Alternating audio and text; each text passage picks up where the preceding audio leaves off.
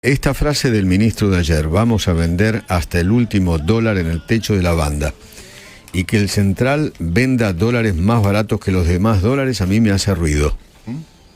Sí.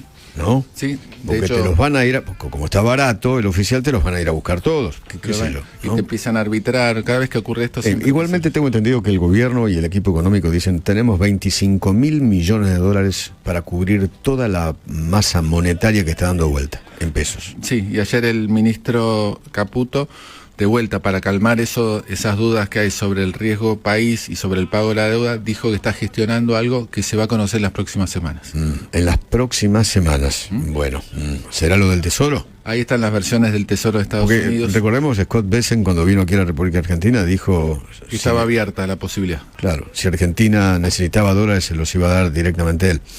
Bueno, deberían ser más manejables. Ahora, ¿no da miedo que, a ver, me parece que el ministro ayer con la frase es como decir, pongo todos los dólares que tengo sobre la mesa, 25.000 millones de dólares, porque total puedo con eso correr a todos los pesos que están dando vuelta.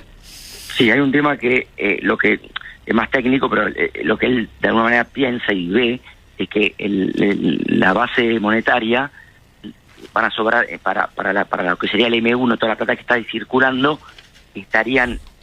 sobran dólares para eso. No le van a sacar los 25.000, pero le pueden sacar, no sé, 8.000, no hoy, pero de acá al 26 de octubre, que como decía Willy recién, es como que son 35.000 años, ¿viste? No sabes cómo vamos a llegar ahí. Claro. Si tenés 8.000 millones de dólares menos, si vendiste en la banda 8.000 millones de dólares, y bueno, no es una muy buena señal.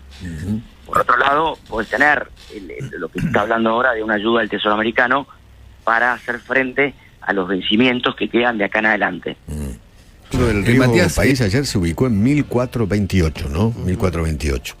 O sea, estamos terceros en la lista del ranking de riesgo país, ¿no? De todo el mundo, del planeta.